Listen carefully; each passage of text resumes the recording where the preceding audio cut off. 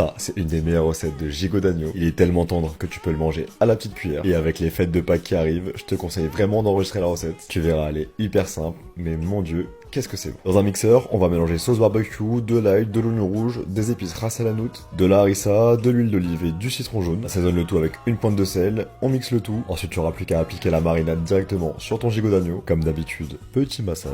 Une fois que le gigot est bien détendu, on va l'emballer une première fois dans du papier cuisson. Il faut vraiment que ça soit bien hermétique, donc n'hésite pas à mettre plusieurs couches. Et une seconde fois dans du papier aluminium. Ensuite, ça part en cuisson, 5h30 à 130 degrés. Le reste de marinade, surtout, tu le jettes pas. On va y ajouter des petites pommes de terre grenaille. Au bout de 5h30, on va rajouter les pommes de terre dans la plaque de cuisson pour 45 minutes à 180 degrés. Dès que les pommes de terre sont bien cuites et dorées, c'est que le gigot est prêt. Plus qu'à ouvrir la papillote, récupérer le jus qui est à l'intérieur, le faire réduire dans une casserole. Ça va te donner une sauce magnifique pour ton gigot. J'adore cette recette parce qu'il y a vraiment pas beaucoup de temps de préparation et pendant la cuisson, on peut clairement faire autre chose. Pour tous ceux qui veulent le faire à Pâques, on peut clairement le faire la veille et réchauffer une petite heure le lendemain. Mate-moi cette viande, comment elle s'effile toute seule. C'est vraiment un pur délice. Et les petites pommes de terre là, je t'en parle même pas. N'hésite pas à me faire un petit retour si jamais tu fais cette recette pour Pâques. Ça fait toujours plaisir. Abonne-toi.